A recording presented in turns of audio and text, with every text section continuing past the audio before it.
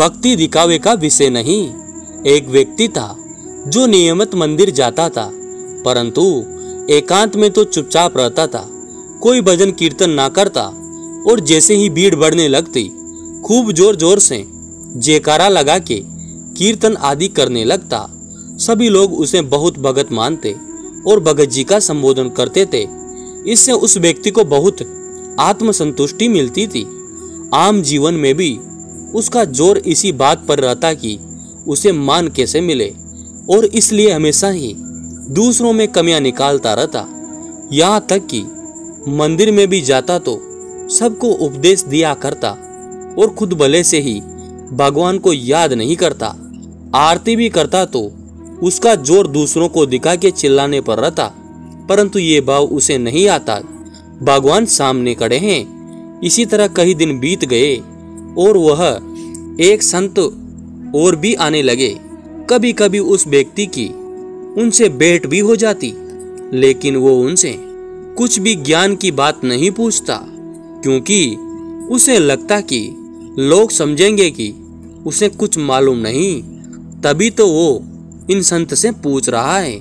बल्कि वो व्यक्ति संत महाराज को ही बताने लगता कि आप अकेले में तो इतना भजन करते हैं, लोगों के सामने चुप क्यों हो जाते हैं? अरे भगवान का भजन तो सबके साथ मिलके ही किया जाता है। वो संत मुस्कुराते और आंखें बंद कर लेते। उस व्यक्ति को लगता कि कदाचित संत महाराज भी मेरी बात से सहमत हैं। एक दिन उस आदमी ने एक नई चप्पल खरीदी और मंदिर के बाहर हमेशा की तरह उतार कर अंदर आ गया, परंतु उसका मन बार बार चप्पल पर जाए कि कहीं कोई चोरी ना कर ले। ये सब देखकर भगवान को बहुत दुख हुआ।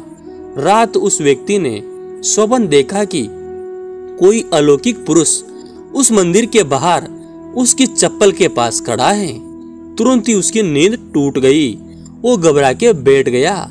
उसने विचार किया कि इसका अर्थ किससे पूछा जाए, क्योंकि उसने कभी कोई प्रश्न किसी से पूछा नहीं, लोग उसे अज्ञानी ना समझे। बहुत सोच विचार कर उसने सोचा एकांत में उसी संत से पूछूंगा जो मंदिर आते हैं, क्योंकि वह धीरे धीरे बोलते हैं और अधिक लोगों से बातचीत भी नहीं करते।